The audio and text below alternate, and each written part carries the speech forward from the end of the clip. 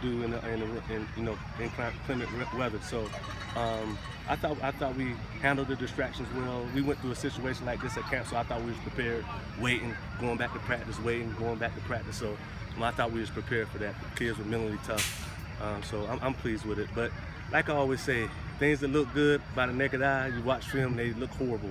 So we just got to take our time tomorrow and look at it and see where we could get better in the mistakes we made. What did you guys do during those breaks? How do you pass the time? We just went over, talked, tell the kids just relax.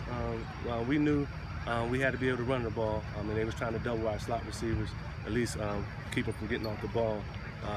So we knew we had to establish the run, and we did do that. We had a great week of practice relative to trying to establish the run. This is game, 5? So we got a long way to go. We know this is just the beginning, of a long season. So we got a lot of work to do. Did you know that, I assume you knew that balance was there. You had that running game when you needed it. You guys hadn't really needed it that much until now. Right. Were you happy to see what it produced tonight, though? I agree with you. I totally agree. I think it was time for number 4 to get off.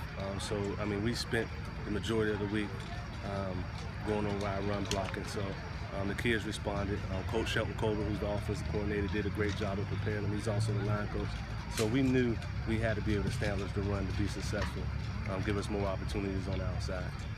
The defense was plugging up a lot of holes on their runs, stopping a lot of that option. What did they do well? The defense played well. We made some mistakes, but number 10, he's so good. Yeah. I've been a fan of his since he was a little kid. He was that type of talent then, and he's still that type of talent. So I'm so impressed with him. He's a tough kid, and he's a good kid. So.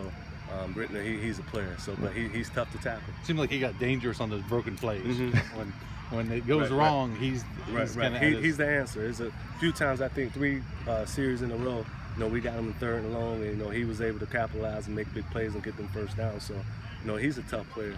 I respect his talent. I appreciate his talent. It's fun to watch him. Not from my side, but like I said, I've been a fan of his for a long time. You like to see those defensive series end in turnovers as well for you guys too.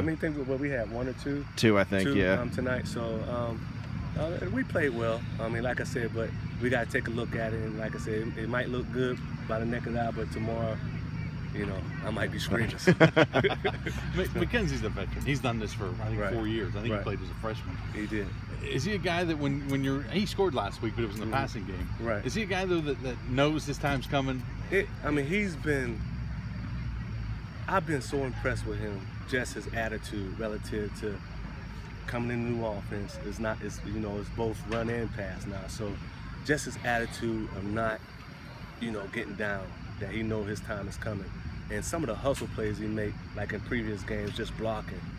So he's been a great team leader and unselfish. So that's helpful when you have a senior that's been there and that's unselfish. So that's very good to see. That's a big change for him because I think most years knew he could chalk down almost 2,000 yards rushing, and that was going to be a big chunk of the offense. That's good. It seems like you're working him in different places too, though. To get him in space, he's so elusive. So he has speed, as you saw. Just to try to get him in space and let him just use his talent. That's what we're trying to accomplish. But we do, like I said, the things we could do in August and September, we might not be able to do in November if it's snowing and things like that. So we have to be able to establish the run at all times.